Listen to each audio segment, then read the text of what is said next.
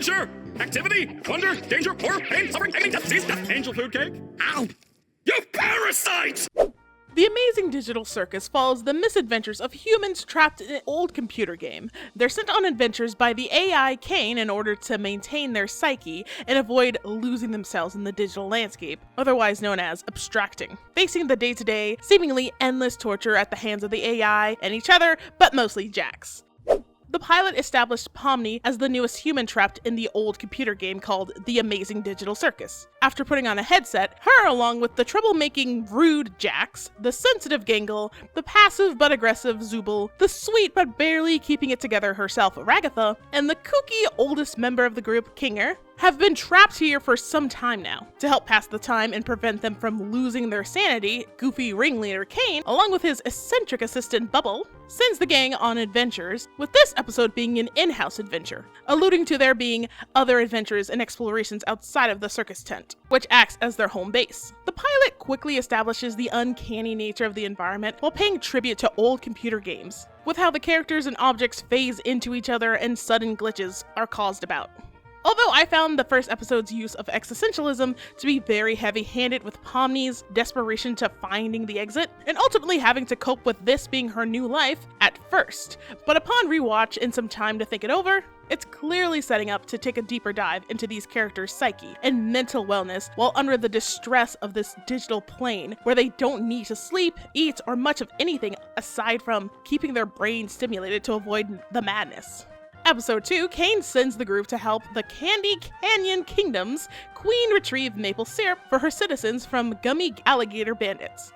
Pomni and Gummy Goo get separated from the others. They glitched into the map, leaving them momentarily stuck, but new discoveries for the NPC. And where Pomni thought to have made a new friend who is also coping with the similar existentialism of reality of this digital world, she comes to realize that the remaining humans are like a family here at the circus and truly care for each other's well-being. And then there's Jax. This episode does a great job continuing what the pilot had set up. These colorful characters going on adventures, not everything goes right, but in the end they still have each other and this messed up family that they've cultivated. And again, there's Jax. I also like that the lighting is not as aggressive in episode 2 compared to the first episode. It's looking a lot more refined.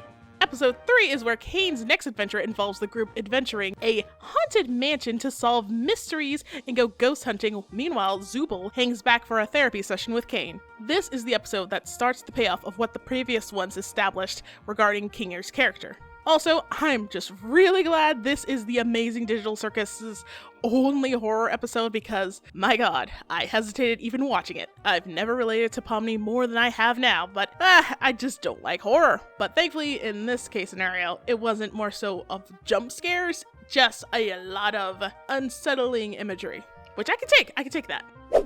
Upon my first watch of the pilot, I didn't understand the hype at first and thought that the mystery mongering was too much on the nose, just begging for people to be hyper invested in the clear mystery of humans getting trapped in a digital world when the concept itself is interesting.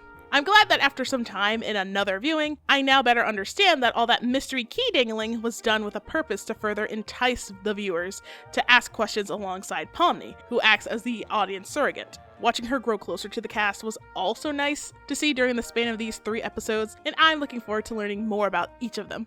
The music is incredible, sets the mood and existential dread, and yet excitement right where it needs to be. I love the 3D models for the characters and how they aren't perfectly aligned to each other. Like, Ragatha is taller than Pomni, but Pomni is a lot wider and has more weight to her than the others. And how they each feel that they're made up of different material, but also complementing each other. The voice cast does a phenomenal job as well, very excellent, and just heightens how the 3D animation allows for more character acting and their expressions and wacky hijinks. And honestly, I really don't have any major criticisms of the show, aside from Gangle and Zubul taking a backseat, but so far it's been in character for them as of now. Plus, it's always a juggling act when balancing screen time with an ensemble cast that I believe that the series handles pretty well so far.